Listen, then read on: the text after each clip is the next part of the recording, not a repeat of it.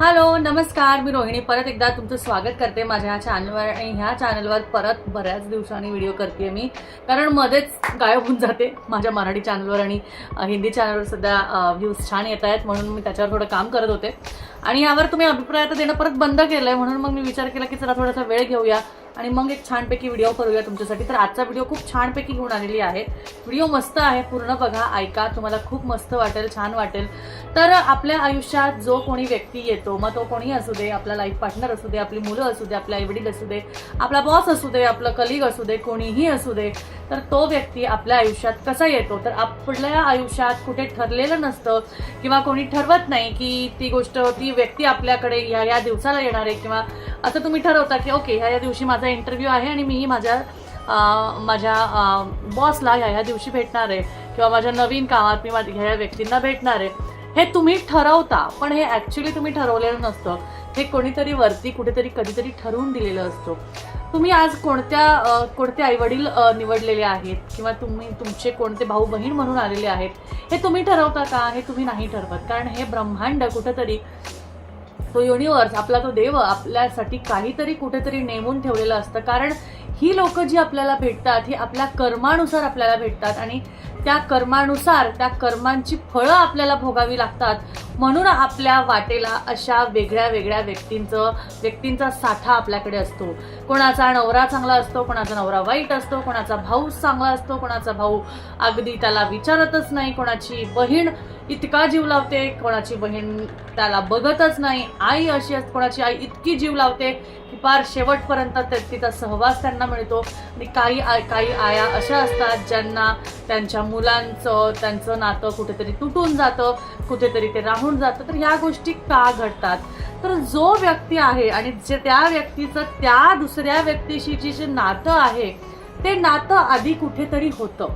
ते नातं आधी कधीतरी कुठेतरी होतं, आणि त्या नात्यामागे कधीतरी कोणत्या तरी तुमच्या जन्मात, पूर्वजन्मात काहीतरी त्यांनी भोगलेलं आहे, काहीतरी तुम्ही भोगलेलं आहे. म्हणून ह्या जन्मात त्याची आपण म्हणतो ना की साठा लोटा, किंवा त्याच्यावरचं जे आपण म्हणतो की बॅलन्स करणं, म्हणून तुम्ही त्या व्यक्तीला भेटतात. आपल्या डोक्यात असा बऱ्याचशा वेळेस विचार येतो, बापरे, त्या श्रीमंताच्या घरी त्याचा जन्म झाला म्हणजे त्याचं नशीब तर खूपच भारी असेल. तर त्यांनी चांगले कर्म केले असतील, त्याच्या मागच्या जन्मी खूप चांगले त्यांनी कर्म केले असतील, म्हणून ह्या वेळेस त्याला राजयोग अगदी चांदीच्या चमच्याने सर्वात पहिला त्याला घास खायला मिळत असेल, कारण मागचे कर्म त्याचे खूप चांगले असतील.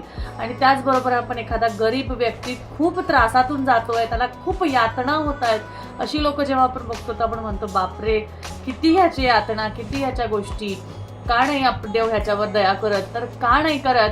का तर त्याने कधीतरी खूप कुकर्म केलेली असतात, आणि त्या कुकर्माचा त्याचं फळ म्हणून, त्याच्या गोष्टी म्हणून तो ह्या जन्मात ते भोगत असतो. आपण म्हणतो की का नाही देव असं करत? का सगळ्यांना श्रीमंत करत नाही? का सगळ्यांचे द्वेष, त्यांचे त्या ज्या वाईट गोष्टी आहेत त्या का नाही एकाच रात्रीत तो नीट करून टाकतात? कारण तसं केल्याने जी लोक वाईट मनाची आहे, ज्यांच्या मागे वाईट वृत्ती आहे, ती लोक सुद्धा आरामात पुढे जातील, आणि खूप खूप असे द्वेष गोष्टी, खूप असे क्राईम्स व्हायला लागतील, खूप काही गोष्टी होत राहतील. सगळ्याच इच्छा पूर्ण झाल्या कोणीही गरीब राहणार नाही. पण तुम्हाला सांगते, तो गरीब जरी नाही राहिला ना, तो तुम्ही म्हणाल सगळे श्रीमंत झाले तर कशाला कोणी चोरी करेल, कशाला कोणी मर्डर करेल? तसं नसतं. कारण त्याच्या मागे जर त्याची हाव, एखाद्याला एखादी गोष्ट मिळाली की त्याची हाव ती वाढत जाते. एखादा बिझनेसमॅन, एखादा करोडो लाखो कमवणारा, ऑलरेडी त्याच्याकडे बँक बॅलन्स करोडोमध्ये असतं, तरी पण तो का बिझनेस करतो? का तर त्याला तो साठा करायचा असतो, त्याला त्याच्या पुढच्या पिढींना ते द्यायचं असतं. खूप ठिकाणी मी असं बघितलेलं आहे की काही बिझनेस आहे ना, अगदी एवढं कमवलेलं असतं की पुढच्या 3 पिढ्या बसून खातील, पण पहिली पिढी जरी आली ना, तर त्या पिढीला सुद्धा तो पैसा पुरवल्या जात नाही, किंवा तो त्याला म्हणजे आपण म्हणतो ना की हे होत नाही, त्याच्यापर्यंत पुरत नाही, की ते सगळं ते गमावून बसतात. तर तो जो व्यक्ती तो पहिल्या पिढीत येतो, त्याची मागची जी कर्म असतात, ती कर्म कशी आहे, त्याने मागच्या जन्मी काय काय गोष्टी केलेल्या आहेत, हे आपल्याला माहिती नसतं. आणि त्यानुसार जरी त्यांनी चांदीच्या चमच्याने पहिला घास खाल्ला, पण शेवटपर्यंत तो काय करणार आहे हे आपल्याला माहिती नसतं. त्यामुळे कधीही कोणाकडे बघून की अरे बापरे हा व्यक्ती इतका श्रीमंत आहे किंवा हा व्यक्ती इतका गरीब आहे असं बघून आपल्याला त्याची हे करायची नसते.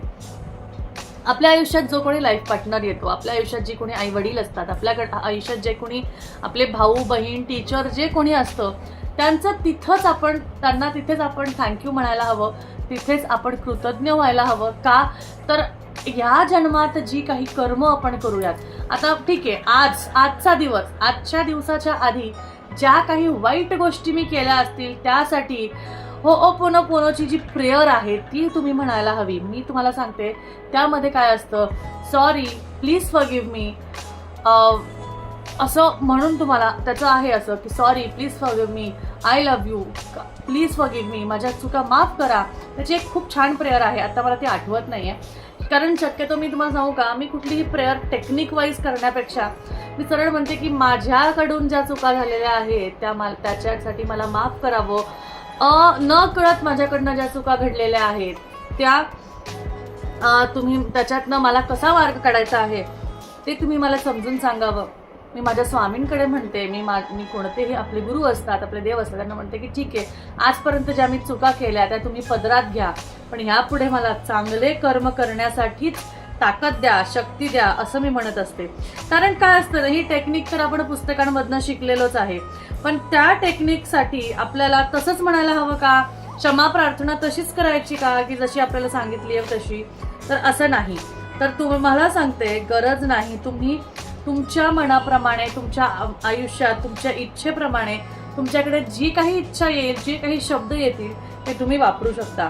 तर जो कोणी व्यक्ती आपल्या आयुष्यात येतो ना त्या व्यक्तीला खुश ठेवणं, त्या व्यक्तीच्या इच्छा पूर्ण करणं, त्या व्यक्तीला त्रास न देणं, त्याचबरोबर त्या व्यक्तीच्या मनात आपलं जे आपली जी इमेज आहे ती चांगली ठेवणं हे आपलं कर्तव्य आहे, हे आपलं काम आहे आणि हे आपण नक्कीच करावं.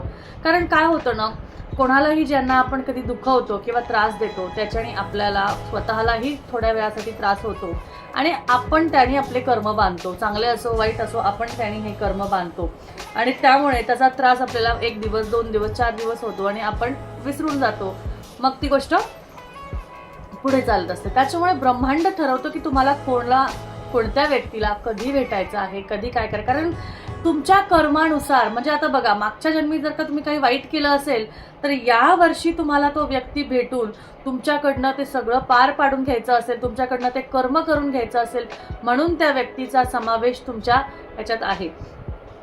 किंवा बऱ्याचशा लोकांना अचानक एकदम प्रसिद्धी भेटते, अचानक त्यांना चांगली मोठी मोठी लोक भेटतात का, तर त्याचे प्रारब्ध मागच्या जन्मीचे खूप चांगले असतील आणि त्यामुळे त्याला ह्या जन्मात इतकं छान भेटत आहे.